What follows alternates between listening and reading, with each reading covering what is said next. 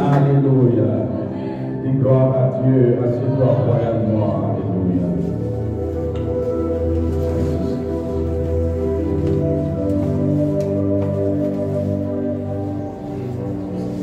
Amen.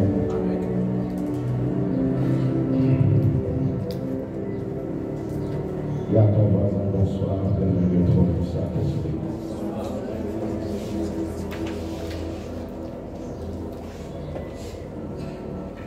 Amen. Alors, ce soir, je vais enseigner quelque chose de très important. Dans les normes, nous sommes censés débuter là-haut. Les rues du monde de voyons aujourd'hui. Alléluia. Mais comme vous le savez très bien, j'ai un boss. Alléluia. Et ce boss est le Saint-Esprit. Alléluia. Alors, avant de nous débutant les rues du monde du voyons, nous allons voir quelque chose de très très important. Aujourd'hui, j'avais fait la promesse sur ces choses.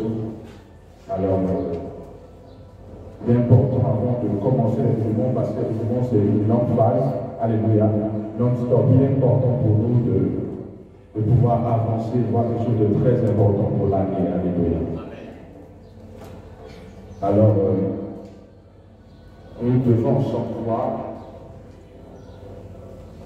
comment faire pour que ces objectifs, ces attentes, ces rêves de l'année puissent s'accomplir. Alléluia. C'est très important. Nous sommes déjà engagés dans l'année et c'est très important de pouvoir revoir toutes ces lois, ces principes, ce secret d'accomplissement. Alléluia. Donc ce soir, nous allons naviguer dans le secret de l'accomplissement. Ce secret qui permet à vos buts, à vos objectifs, à vos rêves de devenir une réalité. Alléluia. Tout le monde a un rêve. Ou du moins, les hommes ont beaucoup de rêves. Mais peu sont ceux qui voient leur rêve devenir une réalité. Ce soir, nous allons voir ensemble comment pouvoir faire que les rêves deviennent une réalité. Alors, à la fin de l'année, notamment fin décembre, alléluia, j'ai parlé de beaucoup de choses. Et j'ai demandé au peuple de Dieu de pouvoir avoir des objectifs clairs. Et nous avons fait une phase, même un temps de jeûne, 3 jours de jeûne avant d'entrer dans la nouvelle année. Et durant ces 3 jours, j'ai demandé à tout le monde d'avoir un temps de silence avec le Saint-Esprit afin de pouvoir capter les objectifs, ses buts et les rêves, le plan de Dieu pour la nouvelle année. Alléluia. Et si durant ces 3 jours tu étais connecté, durant ce temps de jeûne, à la voix de l'Esprit de Dieu, certainement tu as reçu, venant de l'Esprit de Dieu, les objectifs qu'il a pour toi pour cette nouvelle année. Amen. Alors je ne sais pas, est-ce qu'il y a ici des gens qui ont eu des objectifs durant ces 3 jours de jeûne de fin d'année, qui ont reçu les objectifs de l'année 2024, que Dieu les a donnés? Alléluia. C'est pas tout le monde. Amen. Est-ce que certains d'entre vous, déjà, vous avez les objectifs de cette nouvelle année? Quelles sont les personnes? Vous voir vos mains. Alléluia. Ok, très bien. Gloire à Dieu. Alléluia. Alors, pour ceux qui n'ont pas encore les objectifs, il est important pour vous de prier et d'avoir des objectifs pour cette nouvelle année. Alléluia. Alors, qu'est-ce qu'est l'objectif? Ou qu'est-ce que le rêve? Qu'est-ce que le but pour la nouvelle année? Ces objectifs, ces buts, sont cette vision que Dieu vous donne pour ceux qui l'ont reçu de Dieu. Cette vision que Dieu vous donne pour pouvoir vivre une vie accomplie. Je vous ai fait comprendre la dernière fois, le but de l'homme sur la terre, ce n'est pas juste de raser, de passer de jour après jour, année après année. Non. Il est important pour chaque homme de vivre une vie qui a un sens. Alléluia. Et une vie d'accomplissement, une vie qui a un sens est une vie d'accomplissement. Et comment dire que quelqu'un a vécu une vie accomplie? Ou comment dire que là, une personne est une personne accomplie ou une année, cette année a été une année d'accomplissement? Alléluia. Parce qu'il n'y a pas de vie accomplie sans des jours accomplis ou des années accomplies. Alléluia. Et on dit que l'année accomplie ou le jour est accompli lorsque les objectifs du jour ou de l'année ont été remplis. Alléluia. Plusieurs personnes enchaînent des années sans voir un seul rêve, un seul objectif, un seul but. Leur but ou leur rêve, leurs objectifs s'accomplissent. Et c'est vraiment vivre une vie sans sens. Vous savez, j'insiste beaucoup à propos de ça. Le christianisme, le fait de venir à l'église, le but de Dieu pour l'église n'est pas juste de créer un rassemblement de ses enfants, non. Le but de Dieu, c'est que lorsque les enfants de Dieu arrivent à l'église, ils reçoivent non seulement les informations, les enseignements de l'Esprit de Dieu pour pouvoir, alléluia, manifester ce que Dieu les appelle à manifester. Et ce soir, nous allons naviguer à l'intérieur. Alors, j'ai beaucoup enseigné sur ces lois que nous allons revoir. Mais vous devez comprendre que si vous n'avez pas de vision, vous ne pouvez pas vivre une vie d'accomplissement. Lorsque je parle de vision ici, je ne parle pas de vision spirituelle. Je ne parle pas de vision endormie. Lorsque je parle de vision, je parle de ce rêve, ce désir. Quand je parle de rêve aussi, ce n'est pas le rêve endormi, c'est ce désir au profond de ton être. Ce désir, à propos de ta famille, à propos de ta santé, à propos de tes finances, à propos de toi, à propos de toi. Ce désir intérieur, c'est ce que j'appelle, ici quand on parlera de vision, c'est de ce qu'il s'agit. Alléluia. Voilà. Alors, j'ai beaucoup expliqué, je voulais vraiment venir avec mon tableau de vision de l'année passée, alléluia, pour vous montrer combien de fois plusieurs choses ont été accomplies, alléluia. Mais j'ai un peu hésité, alléluia. Mais pour ceux qui ont des tableaux de vision, lorsque j'avais enseigné à propos dessus, plusieurs d'entre vous avez levé les mains pour dire que beaucoup de choses ont été accomplies. Alors, déjà vous devez comprendre que pour cette année, fixez-vous des objectifs. Si vous n'avez pas encore fixé des objectifs, fixez-vous des objectifs. C'est le premier pas. Alléluia. Après que vous avez fixé des objectifs, vous devez travailler pour ces objectifs. Alors, moi j'ai des objectifs à propos de ma famille. Moi j'ai des objectifs à propos de mes finances. Moi j'ai des objectifs à propos du ministère. Mes objectifs à propos de tout, à propos de moi, ne peuvent pas être accomplis si mes objectifs restent juste à l'intérieur de moi. Tu me suis ici? Ou des objectifs fictifs qui me suis ici? Parce que quelqu'un peut dire, bon, en 2000, d'ici le mois de mars, voici, j'aurai un revenu de temps. Ou du moins, je vais monter telle entreprise, telle affaire, alléluia. Et cet objectif semble être réel au moment où cette personne présente l'objectif, mais après un bon bout de temps, l'objectif semble disparaître. Alléluia. Donc pour cela, il y a un grand principe pour pouvoir accomplir vos objectifs. Vous devez commencer à écrire vos objectifs. Ça semble être simple, mais c'est un pouvoir extraordinaire. Je vous ai fait comprendre la dernière fois que l'écriture ne vient pas des hommes. L'écriture vient de Dieu. Les hommes n'ont que translaté la réalité spirituelle vers le physique. Parce que dans le monde spirituel, il y a l'écriture. Tu me suis ici? C'est une translation d'une réalité vers une autre dimension. Tout le monde me suit ici? Donc l'écriture est un principe divin. Dis avec moi, l'écriture est un principe divin. Et si tu ne comprends pas le pouvoir de l'écriture, tu peux passer à côté d'un grand principe divin. Tu me suis ici?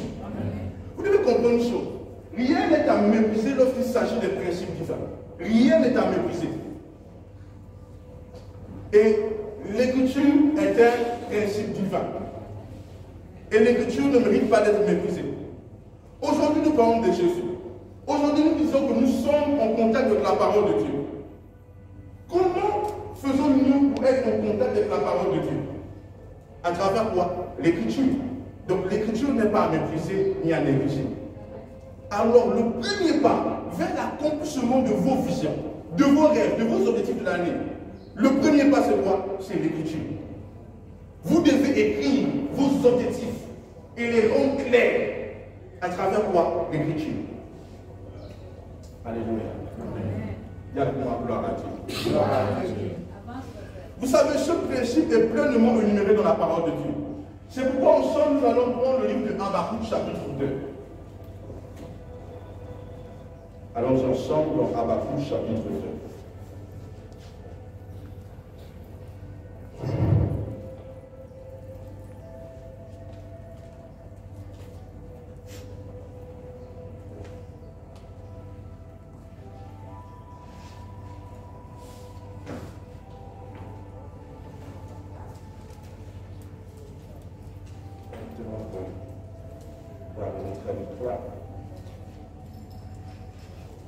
Habakkuk chapitre 2, à partir du verset 1. Nous allons lire Habakkuk chapitre 2 à partir du verset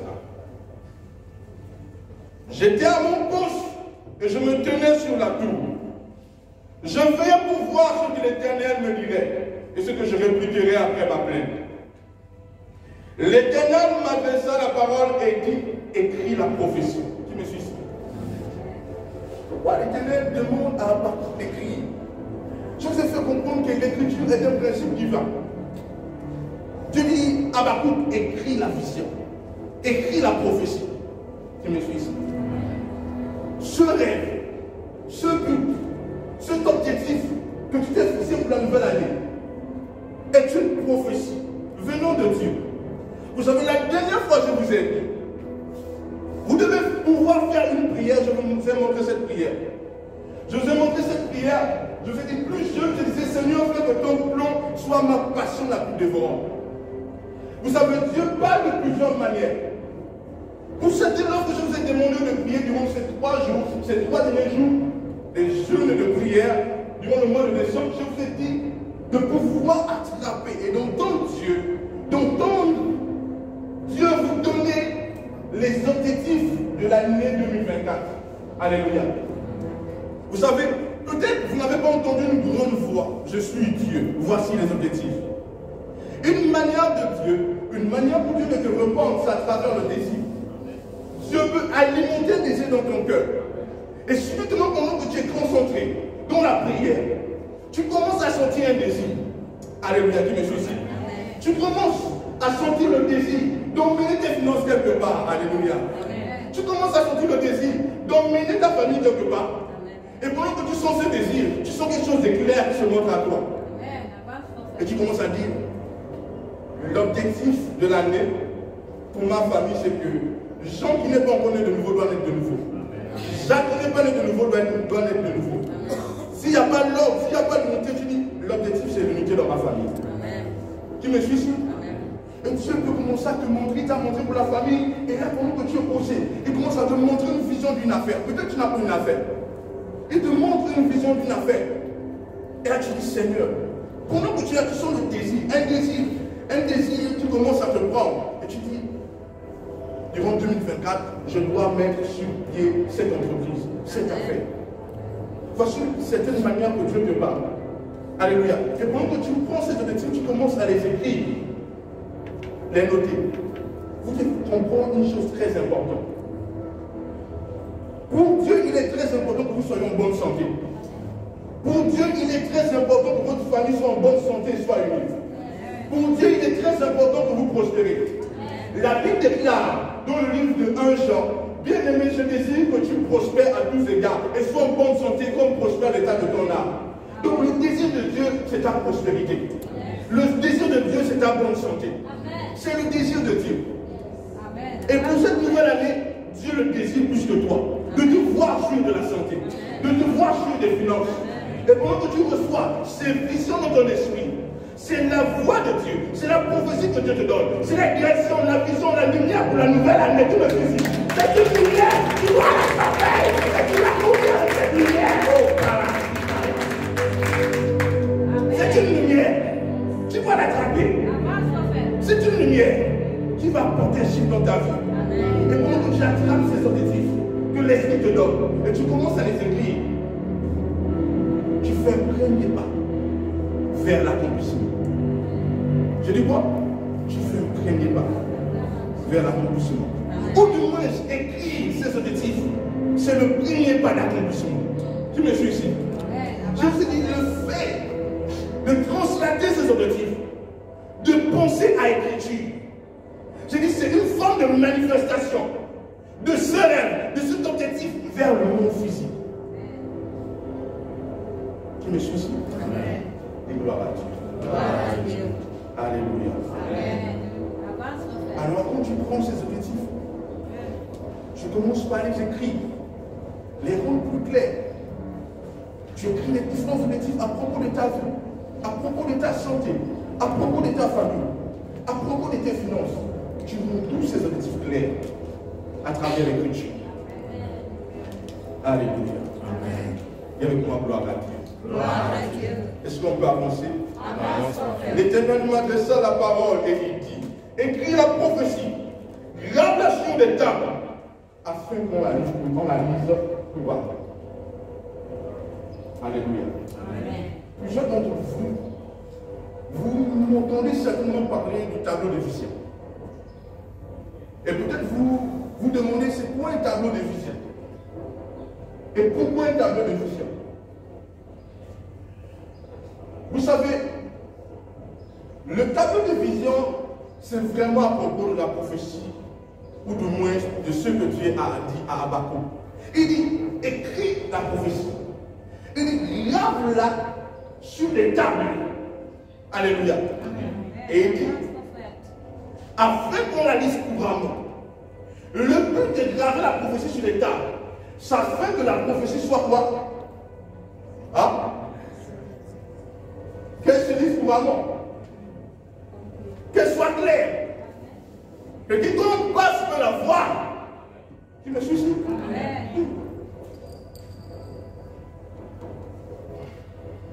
Est-ce qu'on peut avancer?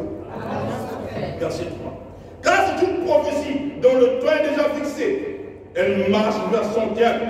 Elle ne mentira pas si elle tape à ton âme, car elle s'accomplira certainement. Vous savez, j'ai enseigné sur la loi de l'incubation. J'ai enseigné sur le principe de foi. Alléluia.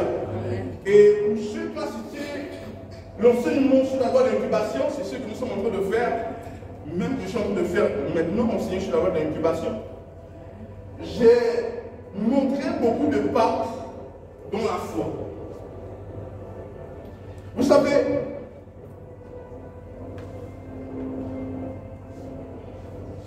Ton attention détermine tes désirs. Si tu changes la direction de ton attention, tu changes tes désirs. Je dis quoi? Ton attention détermine tes désirs. Si tu changes la direction de ton attention, tu changes tes désirs. Tu me suis? Est-ce que vous comprenez pourquoi Dieu veut qu'on garde la prophétie et qu'on la lise couramment? Parce que pendant qu'on lit la prophétie, on donne de l'attention à la prophétie. Tu me suis? Et pendant qu'on donne de l'attention à la prophétie, nos désirs se dirigent vers la prophétie. Tu me suis? En fait, il y a quelque chose qu'on appelle le tableau de vision. Le tableau de vision, j'ai enseigné clairement l'année passée. C'est quoi le tableau de vision? Le tableau de vision se rend ton désir, ton rêve. Je ne parlerai pas du désir, je parlerai de ton rêve, ton objectif sous forme d'image. Tu me suis? Je prends un exemple. Frère Yves dit, l'année 2024, je vais acheter une Ferrari. Alléluia. Et il dit, mon objectif c'est qu'en 2024, j'obtiens une Ferrari. Il écrit, la Ferrari c'est une marque de voiture. Alléluia. Et il écrit cela. Alors, il a déjà écrit, mais il veut rendre la prophétie, son objectif plus clair, afin qu'elle soit couramment pour lui. Qu'est-ce qu'il fait? Il n'a peut-être pas une Ferrari en sa possession. Il va trouver une image qui est vraiment la Ferrari. Tu me suis? Donc il va prendre l'image de la Ferrari. Et pendant qu'il prend l'image de la Ferrari, il impose cela. Il fait un tableau de vision. Donc le tableau de vision se rend tous tes objectifs sous forme d'image. Tu me suis? Par exemple, si ta famille est séparée, et tu veux que durant 2024, ta famille soit unie, qu'est-ce que tu peux faire?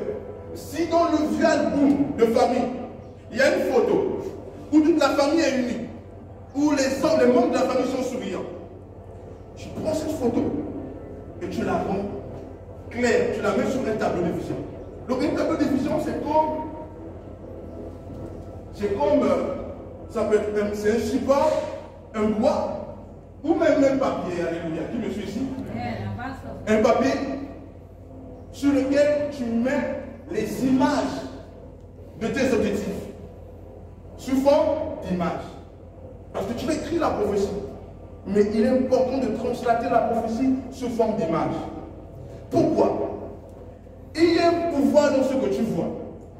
Dieu a dit à Abraham, regarde, tout ce que tu vois, je te donnerai en possession. Tu me suis ici? Donc c'était un grand principe spirituel. La vue compte dans la marche de la foi. La vue compte dans l'accomplissement des choses que tu veux voir être accomplies. Pourquoi vous devez rendre cela clair? Parce que ce que tu vois à l'intérieur de toi compte. Je dis quoi? Pour ceux qui suivent l'émission Esprit et Vie, nous avons enseigné sur la foi. J'ai dit la foi voit et la foi parle, qui s'en souvient. La Bible dit on ne marche pas par la vue, mais par quoi? La foi. Donc la foi aussi est aussi une vision, une manière de voir. Est-ce que tu vas me suivre? Qu'est-ce que ta foi voit? Ta foi voit à travers de ton imagination. Tu me suis? Tu ne peux pas opérer dans la foi sans comprendre le pouvoir de l'imagination. Tu ne peux pas opérer dans la foi sans comprendre l'importance d'utiliser ton imagination. Tu me suis ici? C'est d'une importance capitale. Le temps me manquerait de rentrer pleinement dans les détails, parce que j'ai déjà enseigné ça sur comme enseignement la loi des trois de la visualisation en imagination. Mais je vais ouvrir quelque chose. Abraham est appelé le père de la foi. Donc Abraham est appelé le père de la foi parce qu'Abraham a marché dans la foi. Mais ici, j'ai aussi démontré qu'Abraham avait compris le mécanisme de fonctionnement de la foi. Tu me suis ici? Amen. Parce que Dieu a enseigné à Abraham le mécanisme de fonctionnement de la foi.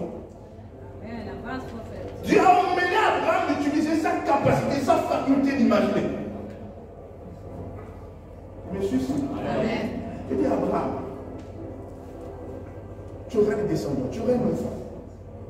Dieu me dit à Abraham, regarde, tu vois, le sable. Ce sera comme ça. Ce sera tes descendants. Abraham a entendu Dieu, mais Abraham n'a pas cru. Et comme nous allons dans Genèse chapitre 15, Abraham demande à Dieu, Dieu, je suis âgé, je suis en train d'aller sur ma voie, je n'ai pas d'héritier.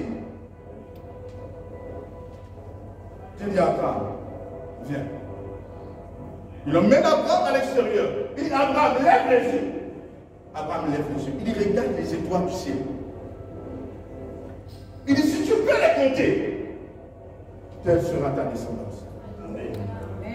Et ce jour, la Bible laisse comprendre que Abraham crut. Il voit en Dieu. Il crut en la promesse de Dieu. Donc, depuis longtemps, Dieu avait dit à Abraham qu'il devait avoir un héritier. Mais Abraham ne croyait pas. Abraham a commencé à croire lorsque Dieu l'a appris à utiliser le mécanisme central de la foi. L'imagination. La capacité d'imaginer. Oh, c'est pas inimaginable. Tu me suis ici? Oui. Et lorsque Abraham a attrapé ça, c'était fini. On dit Abraham, prions Dieu. Et je vous ai dit qu'un des enfants, un des petits-fils d'Abraham a souffert. Il a vécu une vie terrible. Il a passé 14 ans à se battre pour doter des femmes. 7 ans pour doter la femme qu'il aimait. 7 autres années parce qu'on l'avait trompé. 14 ans pour travailler pour les femmes. Il ne possédait rien. Jusqu'à ce que le Dieu de son grand-père, le Dieu de son père, le Dieu d'Abraham, d'Isaac, se révèle à lui. Il dit, Jacob, tu me suis ici? Et j'ai vu ta souffrance. Maintenant, je suis le Dieu de ton père. Je vais te montrer comment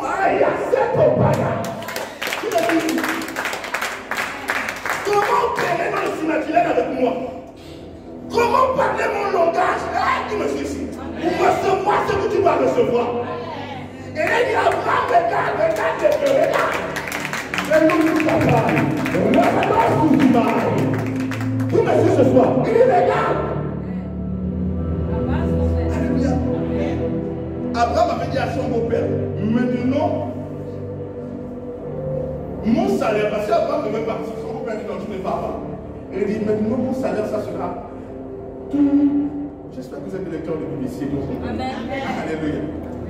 Tous les brebis t'acheter. Il dit, c'est ça le terme. Le beau-père, il n'y a pas de souci. Il dit, il choisit donc, il prend dans le troupeau que Jacob était en train d'élever. Il enlève toutes les brebis t'acheter. On les a mis à 2 jours ou à 3 jours de marche. 3 jours de distance avec Jacob. Donc ce n'était pas possible pour Jacob d'aller chercher les troupeaux t'acheter. Mais quand il dit à Jacob, ton salaire c'est de t'acheter. Les brebis ne sont pas t'acheter. Puis il regarde, il voit que toutes les brebis sont nombreuses. Elles sont robustes, elles sont achetées. Il dit, mais qu'est-ce qui se passe ici? Il dit, attends, on va changer le salaire. Maintenant, ça va être marketé. S'il part, toutes les brebis sont nombreuses, elles sont marketées et robustes. C'est lourd. Il me suis ici. Il continue à changer. Je suis en train de penser qu'il a certainement dit, les brebis qui auront de croix sur le corps sera pour toi. Il revient toutes les brebis ont de croix sur le corps. Il est choqué. Qu'est-ce qui se passe? Alléluia. Gloire à Dieu. Il ne comprenait pas le secret de Jacob. Qu'est-ce qui s'est passé? Or, le Dieu d'Abraham, le Dieu d'Isaac, s'était révélé à lui. Il avait montré le secret du surnaturel. Le secret de l'accomplissement. Ça prie dans la ramasse. Tu me suis ici. Il avait montré ce secret. Alléluia. Et puis qu'est-ce qu'il a fait? Utiliser le secret. Et gloire à Dieu. Gloire à Dieu. Mais bizarrement, ce Dieu-là, il n'a pas changé. Il est le Dieu d'Abraham, le Dieu d'Isaac, le Dieu de Jacob. Mais quelque part plus loin, on nous dit que ce Dieu a porté le corps. Et son nom c'est Jésus. Et nous croyons en Jésus, nous disons que Jésus est notre Dieu. Ah, qui me suit ici? Et Jésus vient et il parle de la foi. Et on nous fait comprendre que le juste doit vivre par la foi. Qui me suit ici? On comprend que dans le temps, il y a des hommes qui ont marché de la foi. Qui me suit ici? Et quand nous contemplons la vie de Père Abraham, nous nous rendons compte qu'Abraham avait compris le fonctionnement de la foi. Et nous pouvons attraper la même réalité qu'Abraham a utilisée, qu'Isaac a utilisée, que Jacob a utilisée pour opérer dans le surnaturel et dans la vie accomplie. Alléluia. Même les deux n'attendent pour le Seigneur.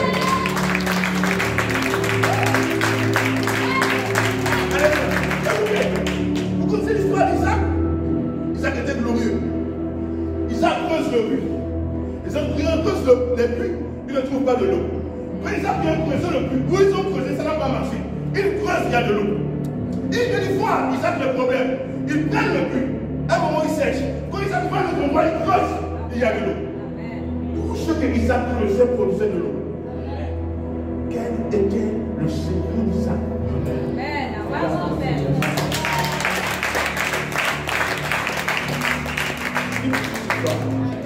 C'est le secret de chant que t'enseigne. L'ange du Seigneur a dit à Jacob, il dit Jacob, regarde, les brebis sont toutes tachetées.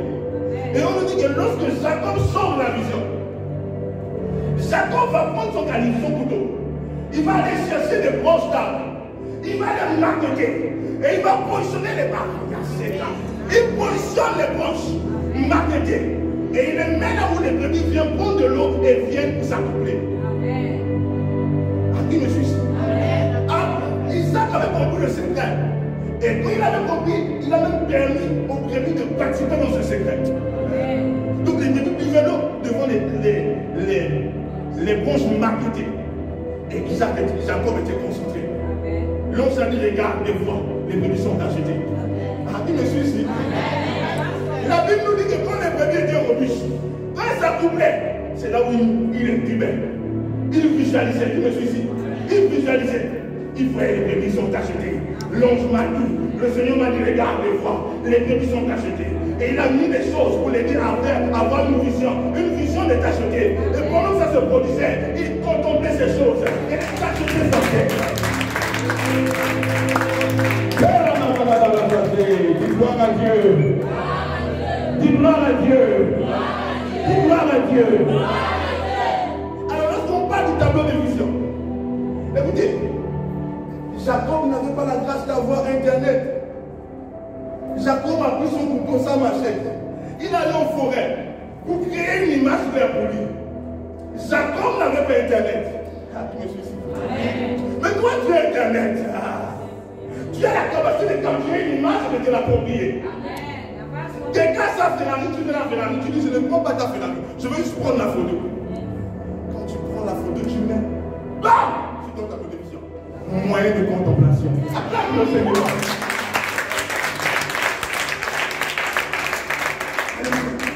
Alors c'est ça le tableau de vision. C'est l'opération de la foi. C'est une manière d'aider à sa foi de produire. Tu me suis? Tout le monde me suit? Il y a avance qu'on fait, j'avance. Il y avance, j'avance.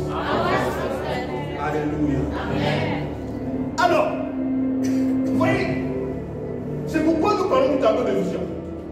Donc, tous les objectifs que Dieu t'a donnés, c'est écrit, mais tu dois absolument les mettre sous forme d'image. Alléluia. Donc, si tu mets la Ferrari, la voiture Ferrari, tu mets l'image de Ferrari. C'est pour ma voiture, une Ferrari. Tu me suis ici? Si c'est une nouvelle entreprise, production de jus, va chercher, trouve une image qui te parle à propos de ton objectif, école. Tu me suis ici? Tu me suis? Tu ne fais que faire ça. Et donc tu prends, tu as 10 objectifs, je te dis, le minimum c'est 10 objectifs pour l'année. Et tu prends tous ces 10 objectifs. Alléluia. Tu prends des objectifs. Et là, qu'est-ce que tu fais? Tu trouves des images qui sont l'illustration de tes objectifs. Tu me suis ici? Et tu colles ces images. Alléluia. Et il a dit, lave, afin qu'on arrive couramment. Donc il dit, rends ça clair, afin que toi-même tu puisses le voir. Qui me suit ici? La nuit passée, j'ai dit, quand vous faites un tableau de vision, rassurez-vous de mettre ce tableau de vision là où vos yeux sont rentrent plus en contact. C'est-à-dire, si ton lit est ici, la porte, lorsqu'elle se ferme, elle est face à toi. Tu me suis ici? Et ton lit, c'est dans cette direction. Tu prends ton tableau de vision et tu colles face à toi. Tu me suis ici? Comment faire le tableau de vision? C'est simple. Tu peux aller, tu prends, tu as un téléphone, tu as un ordinateur, tu prends des images, tu les colles et tu les mets sur une feuille A4 ou A3. Ça dépend de toi. Tu peux mettre ça comme ça.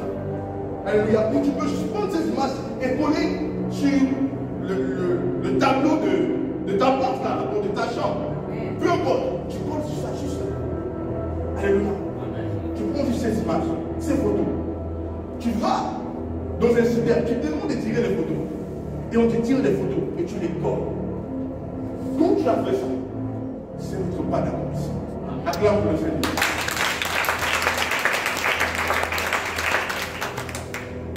Donc vous devez faire ça pour tous vos objectifs. Alléluia. Pour tous vos objectifs. Quand vous faites ça pour tous vos objectifs, c'est là se poser le prochain pas chez toi. Il y a un prochain pas. Mais je vais vous dire quand même ce que c'est de coller ces objectifs ici et de mettre des noms, alléluia. Ou de mettre des cris, parce que tu mets le titre de la voiture, tu écris j'ai ma voiture, tu mets le nom de la voiture. Tu mets la photo de ta famille souriante, unie, tu dis ma famille est unie. Tu me suis? Maintenant, il y a un pouvoir dans le fait de le faire. Vous savez, tout le monde peut avoir des objectifs. Mais malgré les objectifs, il y a une force qui est importante pour emmener les objectifs à se concrétiser. C'est quoi? C'est le désir. Quelqu'un peut se dire, on m'a dit on va voir des objectifs. En 2024, j'aurai un chiffre d'affaires de temps. En 2024, voici ça sera que ça. Et tu as mis les objectifs. Peut-être tu dis, en 2024, je vais avoir un chiffre d'affaires de 40 millions. Qui me suit? C'est pas mon vœu. Tu mets les 40 millions ici. Mais tu peux le mettre plus 2 jours après, tu te réveilles, 3 jours, une semaine, tu oublies ça. Tu vis comme si tu n'as pas d'objectif. Vous savez, il y a tellement de personnes, surtout sous une génération de grandes distractions. Les gens ne sont pas focalisés. Les gens ne sont pas visionnaires. Et l'arrivée de TikTok, ou quand tu défiles TikTok, il est 11h, tu continues à défiler, il est déjà 16h. Tu te demandes comment on a fait de translater de 11h à 16h. Qui me suit ici? Nous sommes dans une génération de grandes distractions. Alléluia. Qui me suit? Oui. Quand tu as mis des objectifs comme ça, ou quand tu as des objectifs, le désir de les voir s'accomplir compte pour toi. Dieu ne te donnera jamais ce que tu n'as pas le désir d'avoir. Regardez, l'un des principes pour avoir un don spirituel, c'est quoi? La Bible dit aspirer au don. L'aspiration est l'un des principes pour avoir un don. C'est quoi aspirer? C'est un désir fort. Qui me suit ici? Dis gloire à Dieu. C'est un désir. Alléluia. Alors, donc, faire le tableau de vision et rendre cela clair face à toi va te permettre d'avoir le désir. Tu me suis ici? J'ai dit qu'au début, j'ai dit là où tu directions ton attention va déterminer tes désirs ou ton désir. Si tu changes la direction de ton attention, tu changes tes désirs. Qui me suit ici? C'est pourquoi quand quelqu'un est de nouveau, il se demande comment je vais faire pour abandonner le monde. Comment je vais faire pour laisser ces choses? On dit juste, change la direction de ton attention. Alléluia. Tu ne peux pas être en train de contempler le monde et vouloir avoir des désirs opposés au monde. Tu me suis ici? Le seul moyen pour toi d'avoir des désirs opposés au monde, c'est de changer la direction de ton attention. Tu dois mettre ton attention dans les choses de Dieu, dans la parole de Dieu, à l'église, dans la maison du Seigneur. Et là, tes désirs changent. Tu me suis ici? Donc, le tableau de vision va alimenter tes désirs vers ce que tu as gravé. Ça va faire quoi? Alimenter tes désirs. À chaque fois que tu te réveilles, tu vois ces Dieu. Le désir est là. Le désir est là. Au fur et à mesure que tu le fais, tu sens un profond désir. Alléluia. De voir ces choses s'accomplir. Sans le désir, tu ne peux pas. J'ai dit quoi? Prenez les mots et mes paroles très au sérieux. J'ai dit quoi? Sans le désir, tu ne peux pas. Vous savez, je donne cet enseignement. On devait commencer avec du don du royaume. Le Seigneur m'a dit, je dois d'abord enseigner ça parce qu'il m'avait demandé de le faire. Je vous ai donné la promesse de pouvoir enseigner dessus. Alléluia. Et c'est pourquoi je suis revenu dessus. Parce que c'est très important pour vous de comprendre cela. Vous savez ce que j'enseigne? C'est la clé pour toi. En tant que chrétien, c'est une clé. C'est la clé pour vivre une vie accomplie. Si tu ne comprends pas ce secret, ce mystère, ta vie ressemblera à une vie d'un simple religieux. Alléluia. Vous savez, la religion après la mendicité. Heureux des pauvres. Le Seigneur aime la souffrance, la pénitence. Qui me suit ici? Mais le christianisme ne dit pas ça. Le christianisme dit Dieu a tant aimé le monde qui s'est sacrifié. Qui me suit ici? Dis gloire à Dieu. Est-ce que je parle français? Qui comprend ce que je dis maintenant? Qui comprend? Qui comprend? C'est très simple. Donc, quand tu contemples ces objectifs, ton désir, tu vas sentir le désir. Écoutez, il y a un homme bâtimé, il était aveugle. Le Seigneur passait à côté de là, par là, il était quelque part. On a dit le Seigneur est en train de passer. Le Seigneur ne savait-il pas qu'il y avait un aveugle là-bas? Le Seigneur est le Dieu tout-puissant, le Dieu omniscient dans un corps. Il savait qu'il y avait un aveugle. Si l'aveugle n'interceptait pas le Seigneur n'allait pas ouvrir ses yeux. Qui me suit ici? L'aveugle a dit c'est Jésus qui passe. Il a commencé à dire Fils de David! Qu'est-ce que tu fais là? Tu es en train d'embêter le maître. Reste tranquille, le maître est en train de passer. Quand il reste tranquille, il crie encore Fils de David, aie pitié de moi! Le Seigneur veut qu'il se retourne. Le Seigneur n'a pas dit qu'il se retourne. Et puis, on n'a pas dit que le Seigneur s'est retourné et il a posé la main sur lui. Non. On dit le Seigneur a dit faites-le venir. Et il a posé la question. Que veux-tu que je fasse pour toi? Quand vous allez étudier la Bible, vous allez vous rendre compte que le Seigneur est un grand roi. Il pose toujours cette question. Je vous dis la vérité, le Seigneur est comme ça. Si tu veux quelque chose de lui, il a dit, que veux-tu que je fasse? Tu me suis, c'est la vérité. Il a dit, je veux recouvrir la vie. Le Seigneur l'a ouvert les yeux. Qui me suit ici? Mais pourquoi le Seigneur a posé cette question? Parce que ce qui n'est pas précis, la puissance de Dieu ne peut pas couler là où il n'y a pas de précision. Qui me suit ici? Le manque de précision est un manque de foi. Qui me suit ici? C'est pour que je vais avoir des objectifs clairs et précis. Je dis quoi? Le manque de précision, c'est quoi? Un manque de foi. Tu dis, Seigneur, je t'en prie, donne-moi 10 000. Donne-moi 10 000. Après, il m'a dit, Seigneur, plus 10 000, 5 000. Après, Seigneur, 2 000. Après, Seigneur, s'il te plaît, je veux juste 100 francs. Plus 500. Tu vois? C'est un manque de foi. Tu ne crois pas que Dieu peut te donner ce que tu veux. C'est pour que tu dois avoir des objectifs clairs et précis. Et précis à lui. Tu me suis? C'est très important. Maintenant, le Seigneur, si Bartimée n'avait pas l'ardent désir de retrouver la vie, il n'aurait pas retrouvé. Vous savez, quand le Seigneur a dit, qu'est-ce que tu veux? Il fait que le Seigneur, je vais avoir beaucoup d'argent. Le Seigneur devait exaucer sa prière. Tu me suis ici? Le Seigneur voulait exaucer sa prière, mais il voulait que non seulement c'est clair, c'est précis, mais qu'il ait le désir. Et nous voyons bien comment Bartimée avait un profond désir de retrouver la vie. Il a accéléré le Seigneur. On a dit qu'il a dit jamais. Fils de David, aie pitié de moi. Et un moyen pour vous de nourrir le désir, de voir vos objectifs s'accomplir, c'est à travers le tableau de vision. Qui me suit ici? C'est clair chez tout le monde? C'est pourquoi il est très important, impérativement important pour vous de faire un tableau de vision. Alléluia. Ça va contribuer à l'accomplissement de vos objectifs durant cette année. Vous savez, comme quelqu'un n'est pas spirituel, va dire, oh, juste écrit des objectifs, juste un seul tableau de vision. Il écoute la vie dans ta vie, il dit, bon. Le problème, c'est que ceux qui ne sont pas trop spirituels ne comprennent pas la puissance de la simplicité de certaines choses qui sont dans le monde physique, mais qui sont puissantes dans le monde spirituel. disent, ah, ok, va, on donne ta chambre, fais d'abord de ta chambre. Jeûne jusqu'à 18h, tourne 7 fois dans la chambre, tourne, gifle-toi 3 fois, tu me suis ici. Un peu des choses compliquées. Il se dit que bon, là, quand même, ça va. Je sens que. Mais quand on dit quelque chose de simple, il dit, non.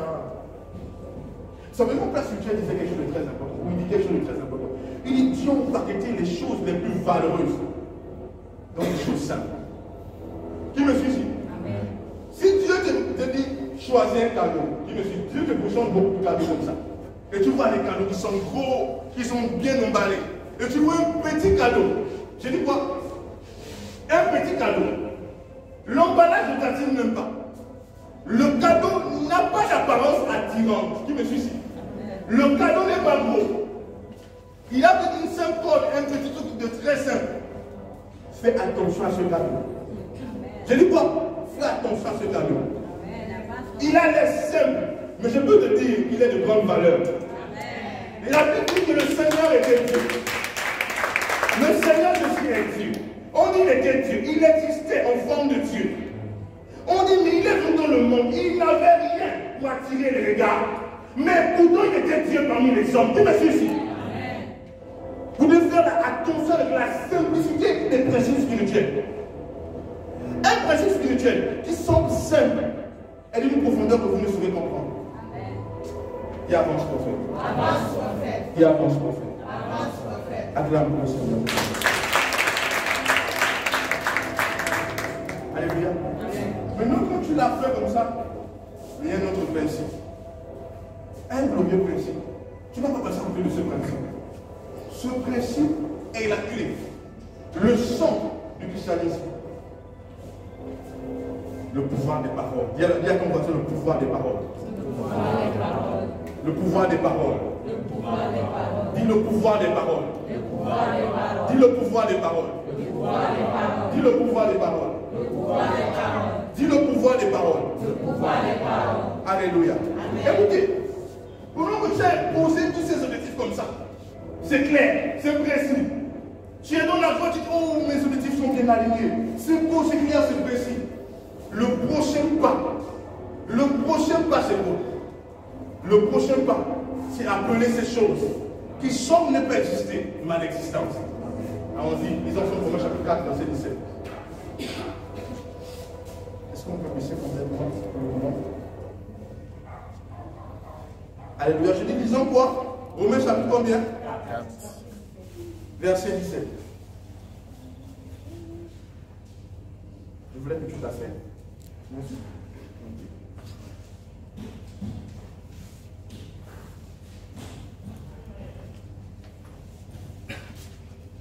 Romains chapitre 4, verset combien? 17. 17.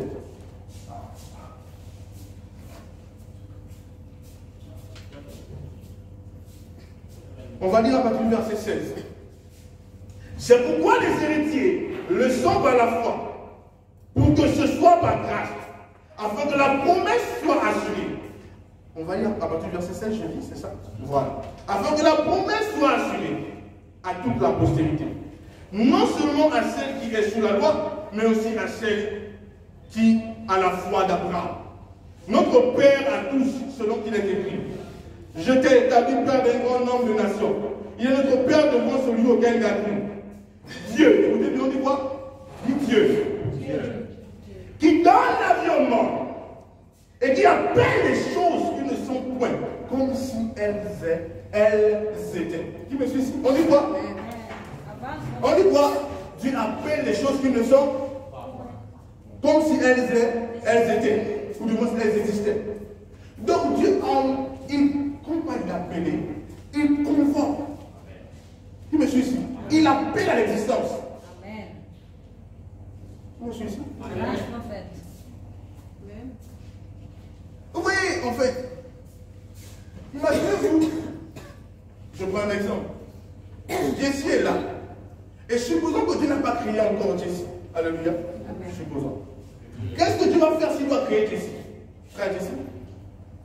Il va appeler frère Jessie à l'existence. Tu me suis ici? Amen. Tout le monde me suit. Il appelle frère Jessie à l'existence. Et en appelant frère Jessie à l'existence, frère Jessie parvient à l'existence. Tu me suis ici? les morts. Alléluia. Il appelle les choses à l'existence. C'est qui n'étaient pas comme si elles étaient. Alléluia. C'est vrai qu'il y a la forme du fait que Dieu appelle les choses à l'existence, mais Dieu aussi, il peut te dire, frère Justin, est-ce que tu vois cet argent ici? Tu peux ne pas le voir, mais Dieu est en train d'appeler sa existence. Ça n'existe pas. Même si tu ne le vois pas, c'est déjà là. Tu me c'est le conversation de Dieu. En fait, c'est une marche de foi avec Dieu. On dit Dieu appelle les choses qui n'étaient pas comme ça elles étaient. En fait, c'est ça la foi. La foi, c'est quoi? C'est appeler ces choses qui ne sont pas là comme si elles existaient. Parce qu'elles peuvent ne pas exister dans le monde physique, mais elles existent dans une dimension. La dimension de la foi. Amen. Qui me suit ici? Acclamons le Seigneur. Je vous dis de faire très attention avec la reine de l'imagination. La reine de l'imagination est la reine de toute possibilité. Je suis ici.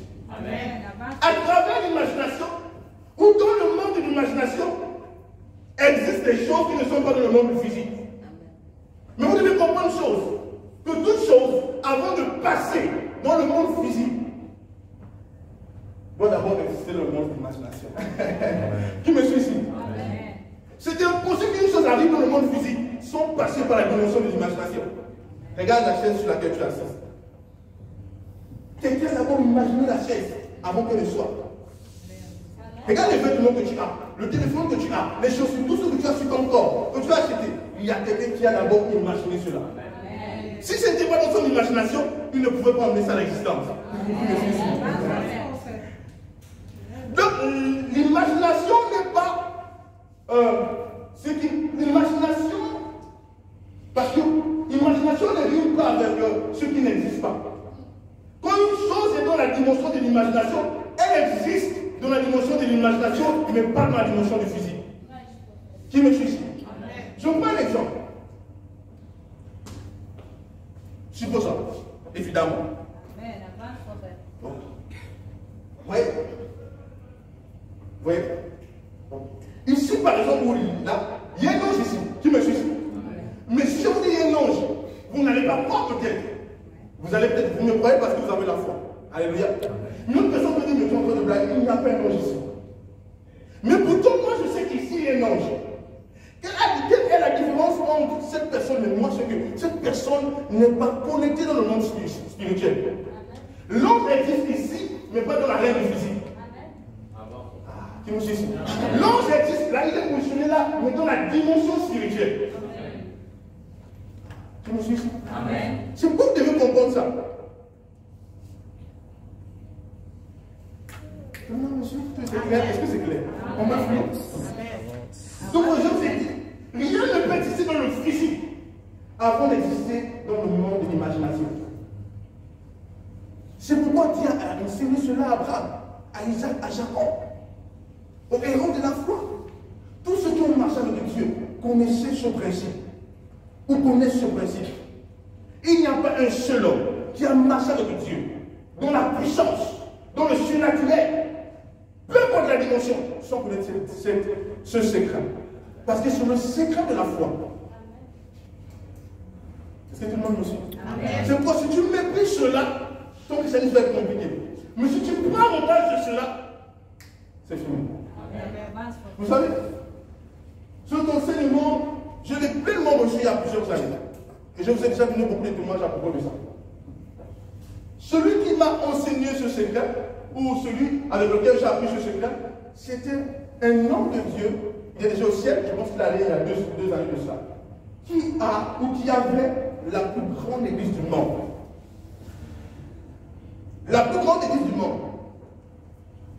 Baba David Dimanche. C'est un homme de Dieu extraordinaire. Je pense qu'ils sont de là, il était de la Corée du Sud. De la Corée du Sud.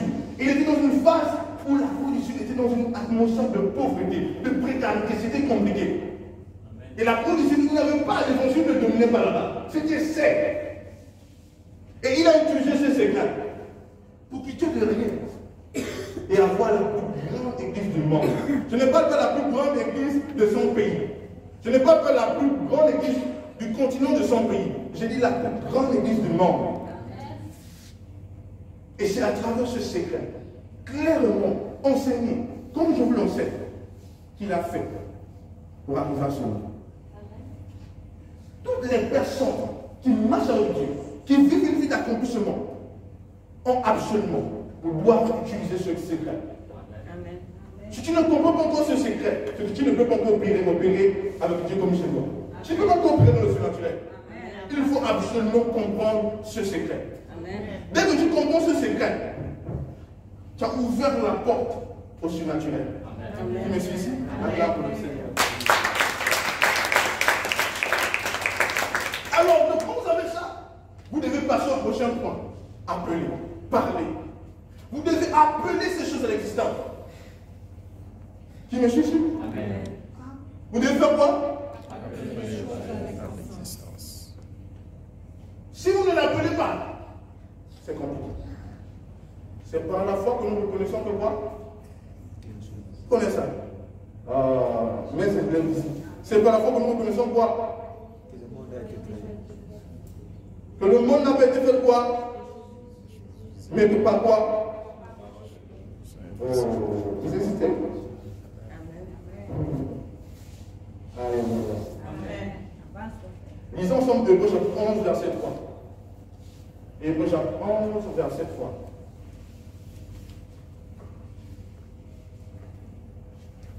C'est par la foi que nous reconnaissons que le monde a été formé par la parole de Dieu, en sorte que ce qu'on voit n'a pas été fait des choses visibles. Qui me suit ici? Et je vous ai expliqué que le mot monde ici qu'on utilise, c'est quoi? Aïon. Aïon. Qui me suit ici? Et je vous ai dit que c'est quoi? C'est pas en fait le monde physique là. Non, c'est pas ce monde. C'est vrai que le monde physique a été créé par la parole de Dieu. Mais ici, il parle de l'environnement, du cours de la vie. Qui me suit ici? Et il va citer après les héros de la foi. Les héros de la foi sont toutes ces personnes qui ont opéré avec Dieu et qui ont créé des réalités qui n'existaient pas avant eux. Qui me suit ici? Amen. Ils ont fait quoi? Qui n'existaient pas avant eux. Et comment ils ont créé ces réalités? En utilisant le pouvoir des paroles. Amen. C'est pourquoi il va commencer à citer dans Hébreux. Après Hébreux 3, il va aller Hébreux 4, 5, 6, il va commencer à citer les héros de la foi. C'est pas la foi que Daniel a fait ceci. C'est pas la foi que tel a fait ceci. Tel a fait ceci. Tu vas voir qu'il va utiliser ses secrets. Il va citer là dedans. Et nous voyons même l'histoire de ces héros de la foi comme David, qui a vaincu Goliath. Je vous ai fait comprendre que David n'a pas vaincu Goliath à travers la pierre. David a maudit Goliath avant que la pierre ne le fasse tomber. David a dit à Goliath, je donnerai ton corps, ta tête, aux oiseaux du ciel, ton corps aux oiseaux du ciel, aux bêtes des champs. Qui me suit ici? Les deux ont utilisé ce principe. Mais le problème, c'est que les paroles de David étaient plus envoûtantes, avec une autorité supérieure aux paroles de Goliath. Parce que Goliath était un fils de démon. Je vous ai enseigné ça. Goliath était un Néphilim. Il était un descendant des fils d'Anak. Donc il était un être corrompu. Il descendait littéralement de la liaison des hommes et des démons, et des anges des champs. Donc Goliath était un fils de démon. Il était un géant, Néphilim. Qui me suit ici? Donc Goliath était tellement spirituel. Et j'ai enseigné dessus. Dans le rapport entre les filles des hommes et les anges dessus, il y a eu beaucoup des espèces qui ont été produites. Il y a eu des espèces qui étaient comme des hommes, des géants, 6 doigts, de mains, aux orteils, géants de taille. Il y a aussi d'autres qui n'étaient pas comme ça, mais qui avaient des aspects démoniaques. Qui me suit ici? Vous allez voir des êtres avec 6 têtes, plusieurs queues, ou des mélanges bizarres. Donc, la liaison entre ces deux espèces ont produit des créatures, les Néphilim. Mais une partie de ces créatures, il y avait ces êtres-là, des géants. Donc, on parle des fils d'Anak dans la Bible, ici on parle des descendants de cette liaison, une espèce de personnes corrompues. Et vous allez voir que dans le Saint-Temps, quand nous allons parler de l'Antiquité, nous allons comprendre qu'on les prenait comme des dieux, comme des fils de Dieu. Quand vous entendez parler des Zeus, Athéna, tous ces dieux des Grecs et tout ça là, ou des Romains et autres, c'était vraiment ça. Donc Goliath était l'être spirituel. Il comprenait les lois spirituelles. Donc il utilisait le pouvoir pour assujettir David. Goliath savait qu'Israël était redoutable. Goliath savait qu'Israël avait Dieu. La renommée d'Israël s'est étendue depuis. Le Dieu d'Israël a fondu la mer rouge. Le Dieu d'Israël a délivré Israël de l'Égypte, qui était une puissance extraordinaire en ce temps. Et imaginez-vous, si Goliath voit qu'on emmène un enfant, imaginez-vous ce que Goliath peut penser. C'est que ce n'est pas un enfant comme tout autre. Je vous ai dit que dans cette période, David avait moins de 17 ans. Il y a beaucoup de gens, certains disent qu'il avait 15 ans, d'autres disent qu'il avait 13 ans. Mais il avait moins de 17 ans. Comment quel enfant peut vaincre un géant? Il a commencé à parler, utiliser le pouvoir des paroles. Il a créé une vérité. Il a appelé à l'existence une vérité. Oh God. Tu me suis dit? Il convoque la tête, tu me suis dit? Il parle la paix. Vous l'avez appelé, mais David n'a pas appelé aussi. Mais pour qu'il David a appelé la vérité, tellement elle est arrivée à l'existence. Parce qu'il y avait la puissance de Dieu. Le flux de la puissance de Dieu qui est les paroles de David. Oh my God. Et David a posé une vérité.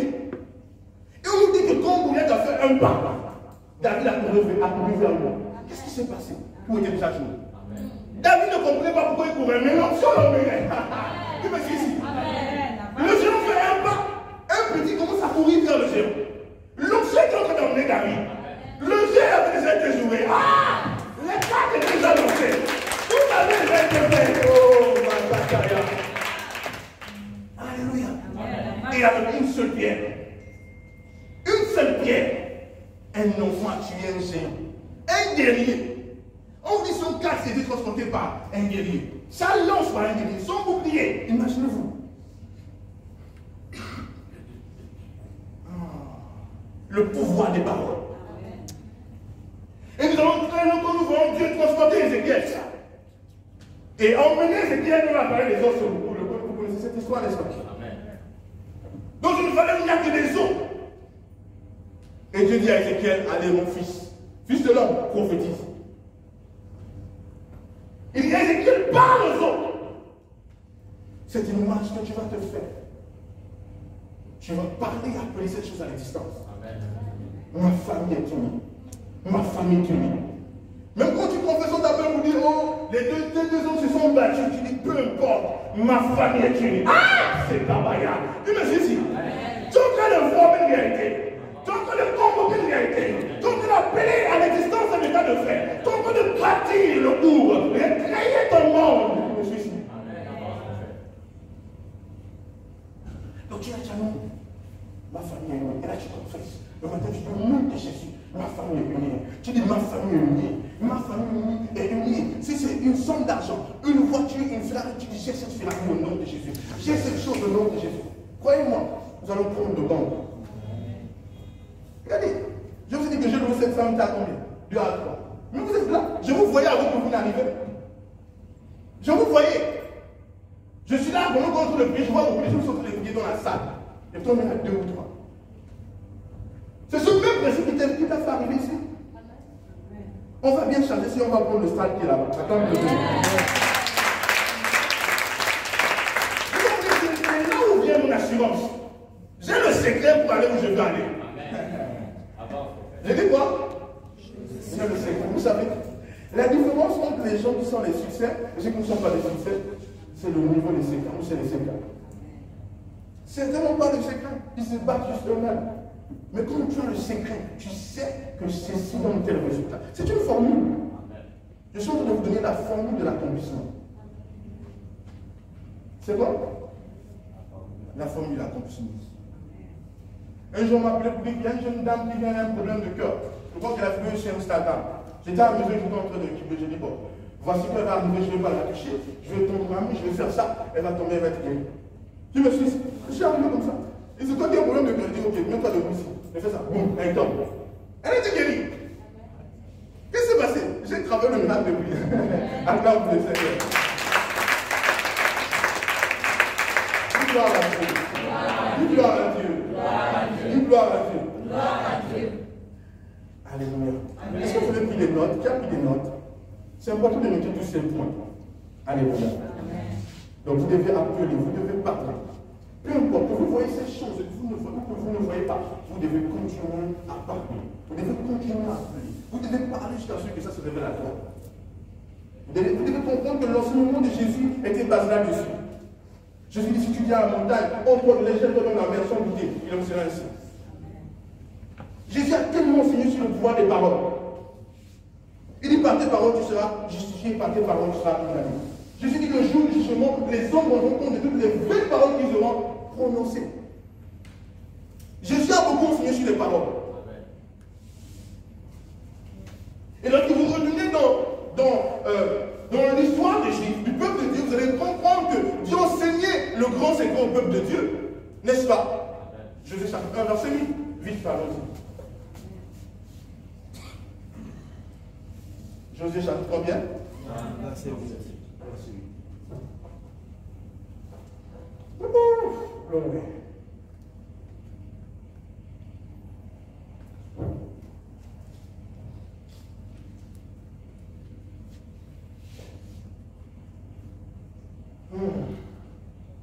Josué chapitre 1, verset 8. Que ce livre de la loi ne s'éloigne point de ta bouche. Médite le jour et nuit pour agir fidèlement selon tout ce qui est écrit. Car c'est alors que tu auras le succès dans tes entreprises. C'est alors que tu réussiras. Je reviens. Car c'est alors que tu auras du succès dans tes entreprises. C'est alors que tu réussiras. Il demande de faire quoi? Méditer quoi? Le livre de la loi quoi? Comment? Méditer. Qui me suit ici? C'est quoi le livre de la loi? Il dit, tu auras le succès dans toutes tes entreprises. Les gens cherchent les secrets, mais ils ne vont pas à la parole de Dieu. La parole de Dieu nous laisse comprendre que le secret, c'est quoi? C'est la méditation. Vous avez vu les gens témoignent ici qui confessent de l'argent arrivé.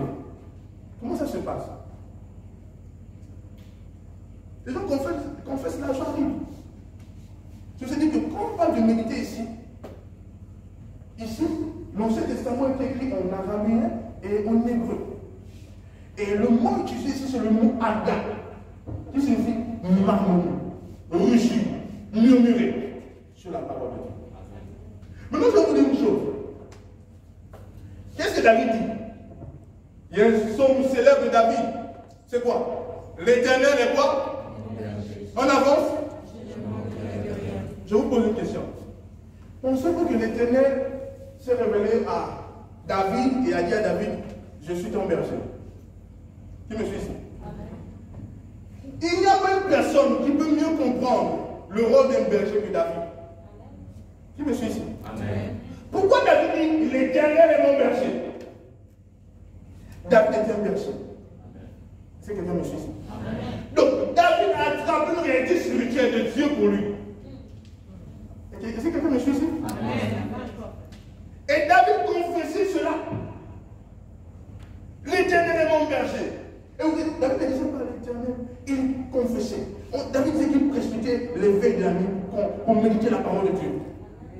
Donc au milieu de la nuit, David déclare, l'Éternel est mon berger, je ne manquerai de rien. Il cite, il va dans nos psaumes, il cite, il déclare des choses. David savait la place de Dieu dans sa vie. Alléluia. Et il y a eu un rapport spirituel. Ce rapport spirituel a permis à David de comprendre. David était un berger. Avant d'être roi, David était un berger. Comment on a trouvé David? On l'a trouvé avec les brebis de son père. Donc David comprenait la place d'un berger pour les brebis. Et David était un bon berger. N'oubliez pas que lorsqu'il vient devant le roi, c'est quoi le nom du roi? Attends. C'est quoi le nom du roi? Il faut lire la Bible parce que je sais beaucoup de choses ici. J'ai l'impression qu'il y a des gens qui ne lisent pas. Avance. Alléluia. Tu vois comme s'il maîtrisait, mais il ne maîtrise pas. Avance. Vous connaissez cette histoire? Oui, prophète. Alors, non. Et l'effet de la foule. Alléluia. Alléluia. C'était qui le roi? C'était qui? Hein? Vous savez, il y a des gens qui ont répondu à ça, je me suis dit, mets-toi à genoux là-bas, ça doit se faire après le Dieu. Alléluia. C'était qui? C'était Saül. Alléluia. Amen. Dis gloire à Dieu. Oui. Donc, quand David vient de voir Saül, il dit, Saül dit, attends, toi tu es un enfant comme ça, tu vas aller combattre un géant comme Goliath. Et Saül commence à expliquer son histoire. Il dit, l'Éternel, voici ce qu'il m'a, comment il m'a aidé. Il dit, moi j'ai gardé les venus de mon père, le troupeau de mon père. Quand le lion venait, j'attrapais le lion, je le tue. L'ours vient, j'attrape l'ours, je le tue. Il dit, l'Éternel qui m'a délivré de la griffe, de la patte de l'ours, il me délivrera de ce gars. Donc, David était un bon berger. Comment le lion va attraper la première et pour pas vers papa, un enfant? Il dit, papa, non, il va se battre. Donc il dit, l'Éternel est mon berger. Ah, quand vous le savez, il dit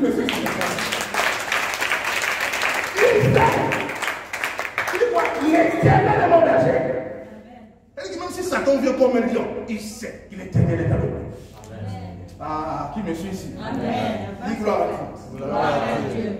Donc, méditer que l'Ancien Testament, c'est Agar. C'est pareil. Déclarer ces choses. Pourquoi on dit somme de David? Parce qu'avant David, ça n'existait pas. Se venir avec David, n'est-ce pas? C'est vrai ou c'est faux? Oui. On va dire les sommes de David, les quantités de David. Donc, ça vient de lui. Qui me suit ici? Amen. Donc, Agar, c'est parler. Déclarer la loi. Déclarer la loi.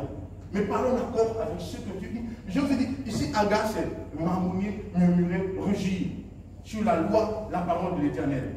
Mais dans le Nouveau Testament, il y a un autre mot, c'est quoi? Homologia. Qui me suit ici? C'est parlons d'accord avec ce que Dieu dit. Qui me suit ici? Donc Dieu dit quoi? La Bible déclare que Jésus s'est fait pauvre afin que tu sois riche. Qu'est-ce que tu vas dire? Tu parles en accord avec ce que tu as dit. Tu dis Jésus s'est fait pauvre afin que je sois riche. Je suis riche au nom de Jésus. Certaines personnes ne comprennent pas quand on dit confession des finances.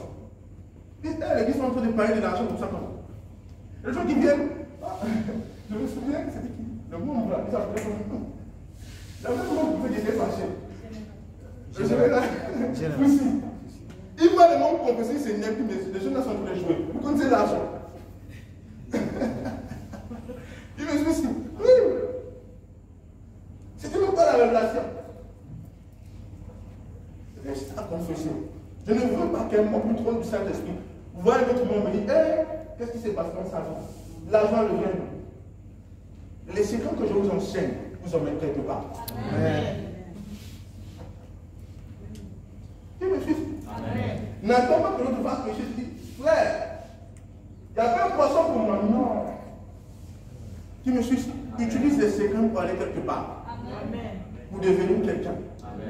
Dis gloire à Dieu. Gloire à Dieu. Dis gloire à Dieu. Gloire à Dieu. Tu comprends bien? Voilà. Donc, quand vous avez mis vos objectifs, vous savez que Dieu veut que vous soyez prospère. Donc, quand vous dites je suis riche, j'ai telle somme, son accord avec Dieu, c'est selon le plan de Dieu. Jésus s'est fait pauvre afin que tu sois riche. Alors, quand tu déclares et tu confesses sur l'argent, c'est pas ce qu'on pose à Dieu. Ça ne fait pas du mal à Dieu. C'est dans la volonté de Dieu. Tu mérites en accord. Tu parles en accord avec ce que Dieu a dit. Tu penses que tu es plus passionné de Dieu pour ton bien. Les gens disent, bon, moi, je veux manger ici, je veux boire ici. S'il y a l'enfer de paradis, ça ne me regarde pas. Mais Dieu, avant même que tu ne sois conscient, avant même que tu ne le connaisses, il t'avait aimé, il a promis le paradis pour toi. Amen. Qui me suit ici? Amen. Mais Marie dit, il t'a promis le paradis, la vie éternelle. On nous dit que Jésus est mort, afin que il est devenu pauvre, afin que tu sois riche. Oh! Au ciel, là-bas, on ne parle pas de richesse. Est-ce qu'au ciel, on parle de richesse? C'est ici où il y a le rapport entre riche et pauvre, n'est-ce pas? Au ciel, tout est là. Est-ce qu'on va dire qu'il y a un pauvre, il y a un riche? Non. C'est ici qu'on comprend la différence entre pauvreté et richesse. Pauvre et riche. Donc quand Jésus-Christ s'est fait pauvre, afin que tu sois sois riche. Ce n'est pas au ciel, c'est ici. Acclame pour ça.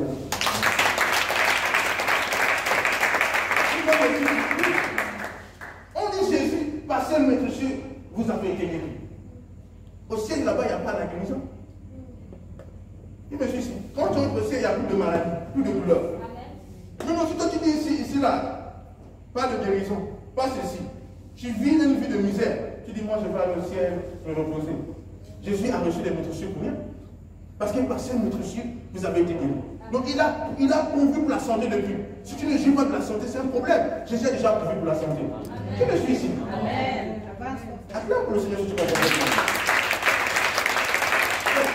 Quand tu vas confesser sur ta santé, tu vas confesser sur tes finances.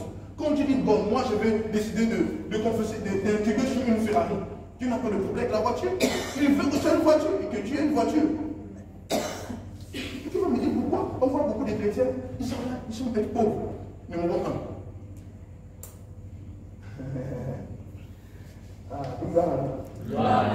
Vous savez, l'évangile d'aujourd'hui est différent de l'évangile passé.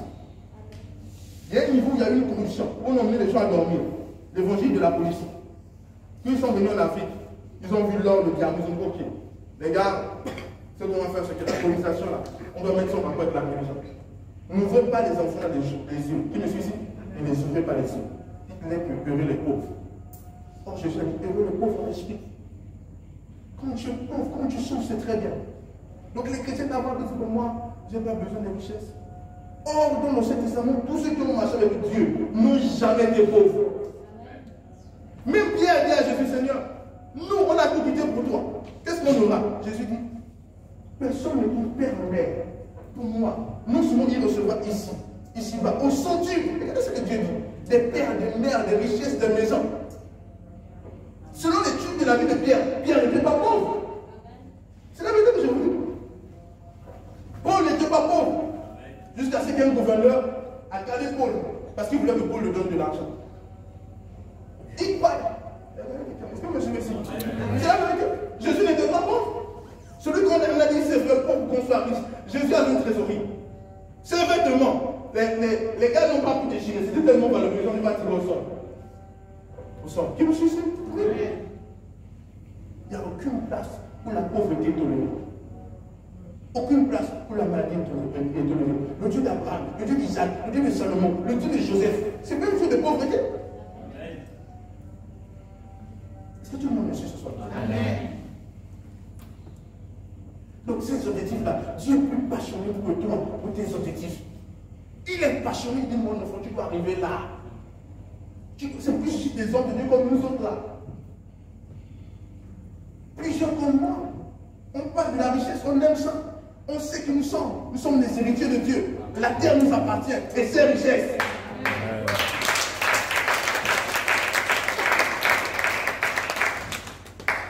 Dieu ne boit pas le tchali.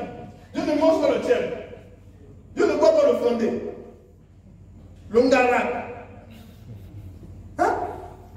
Le niembé. Non. Si Dieu ne mange pas toutes ces choses, n'est-ce pas? Dieu ne mange pas, il a créé ça pour qui? Vous pensez que c'est les païens, c'est pour les païens. Quand tu l'entends Dieu, tu dis moi je n'ai rien, tu aimes ça. Non, c'est que tu ne sais pas. 11 chapitre 4, verset 6, mon groupe est détruit parce qu'il manque la connaissance. Pendant que tu reçois la connaissance de la parole de Dieu, tu es introduit dans ta domination, ton confort de Dieu. Acclame pour le Seigneur ce soir.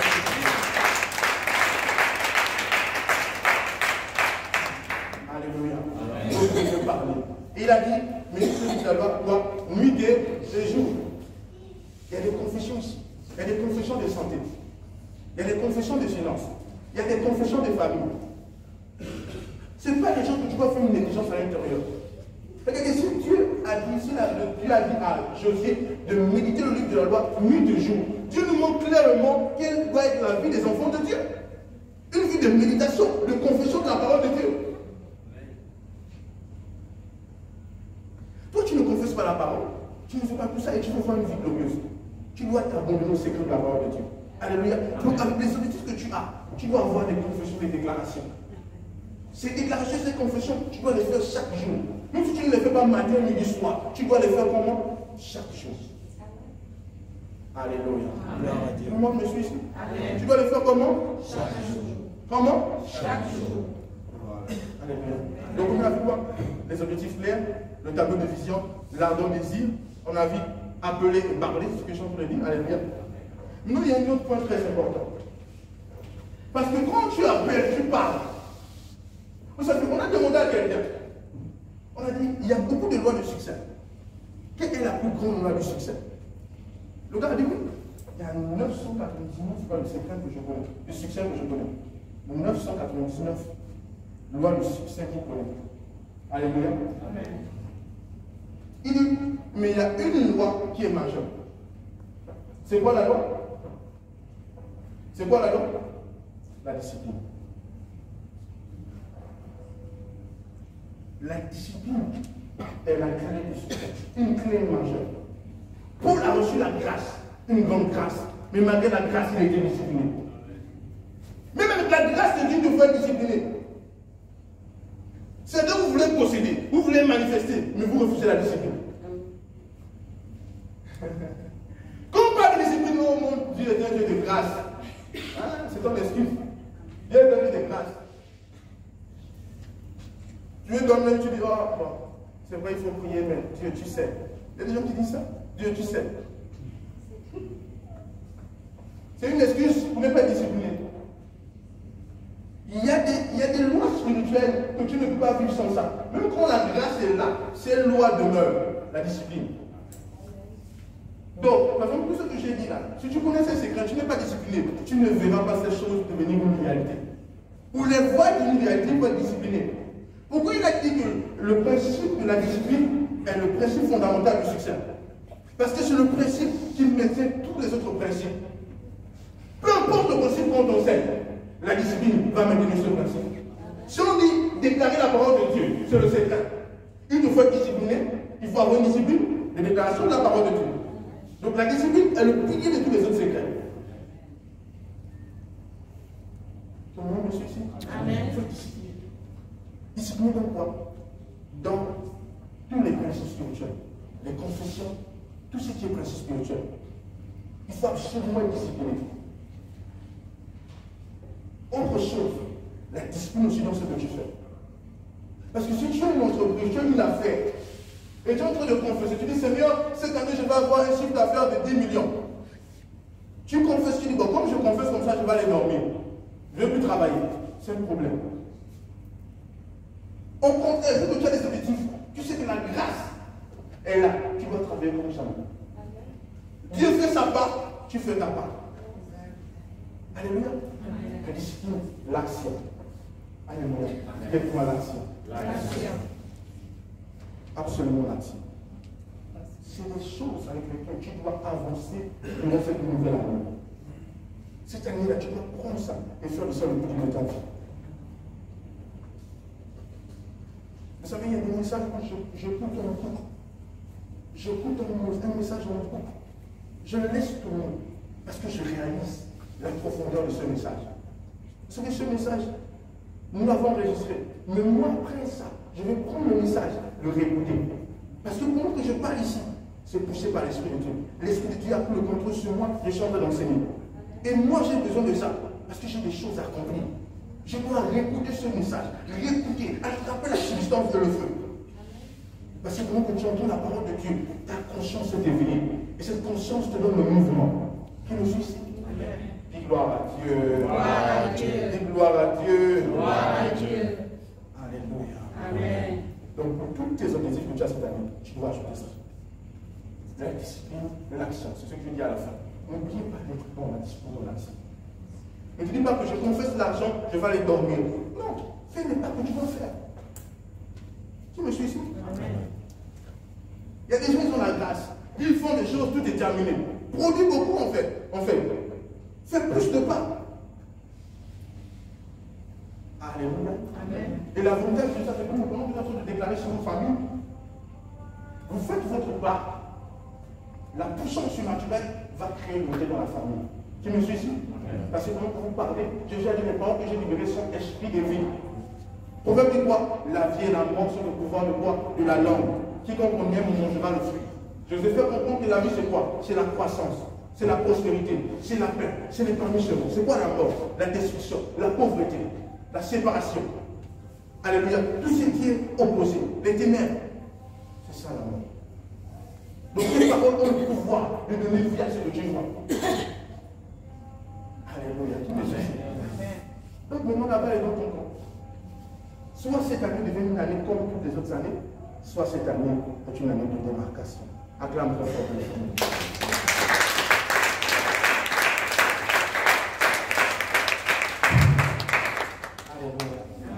Amen. Amen. Qui a bien reçu la parole de Dieu ce soir. Alléluia. Qui est prêt à agir en conséquence? Alléluia. Qui est prêt à agir en conséquence? Qui est prêt à revenir ici et nous dire, prophète, regarde ce qui s'est passé durant cette année. Alléluia. Et j'aime ça. J'aime ça. Alléluia. Moi, j'ai déjà mes objectifs posés. Et je suis prêt. Alléluia. La gloire de cette année est tellement supérieure que la gloire de l'année passée. Alléluia. Rendez-vous en décembre 2023. Amen. La période 2024. La période du bilan. Où tu fais, écoutez, je refuse de vivre une année vide de sens. Je refuse. Cette année, je vais briser les records. Aïe, je vais briser les records. Si mon aura était là, l'année passée, l'année là, ça va s'étendre. Je refuse d'être le même. Mon impact, mes finances, hey! Cette année, même au début de l'année, je sens une gloire. Oh, ça a commencé. Qui me suit ici? Je suis dans le bain maintenant. Cette année, tout le monde, il n'y a pas une seule chose qui reste en bas. Tout le monde. Dis, j'évolue de manière croissante. Dis, cette année, une année d'accomplissement. Une année de démarcation. Par la puissance du Saint-Esprit. Dis, je suis en feu. Et le feu de Dieu me donne le mouvement. J'opère dans les secrets divins. Et je crée le monde. Acclame pour le Seigneur.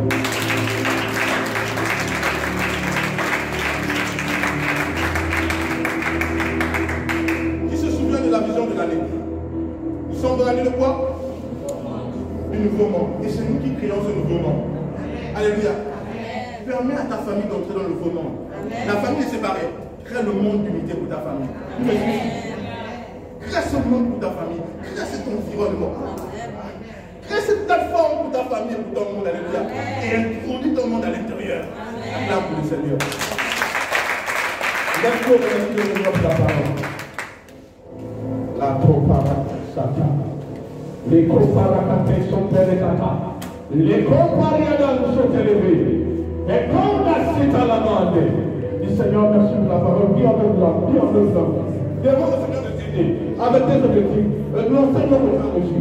La gadala amaradi dawa ala ade, la gadala udele masena adali, gadala telebania, les badala gazisotuna, les badala imala da adashada, rabada imawada ade, puisse